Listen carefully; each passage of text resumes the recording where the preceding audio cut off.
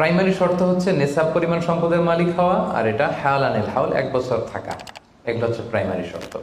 আরো 3টা সেকেন্ডারি শর্ত হচ্ছে আল মিলকিয়া, পূর্ণ ওনারশিপ থাকা, আর জিয়াদা, এটা আপনার অতিরিক্ত টাকা এটা হওয়া, আর হচ্ছে আদামুদ্দুয়ুন, ঋণ না থাকা। এই 5টা শর্ত আমি ব্যাখ্যা করলে আপনি বুঝবেন। 1 নম্বর হচ্ছে নিসাব পরিমাণ সম্পদের মালিক হওয়া।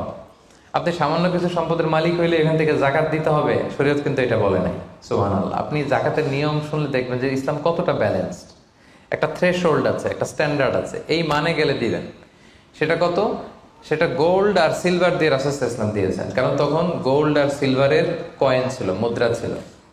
আগে কিন্তু সোনা আর রূপা দিয়েই মুদ্রা বানানো হতো, পরে এটা পেপার মানি শুরু হয়েছে, কাগজের টাকা। তো একটা হচ্ছে দিনার আর একটা দিরহাম। তো রাসূল সাল্লাল্লাহু আলাইহি ওয়াসাল্লাম যে থ্রেশহোল্ড বেঁধে দিয়েছেন সেটা হচ্ছে 7.5 তোলা স্বর্ণ বা 52.5 তোলা রূপা।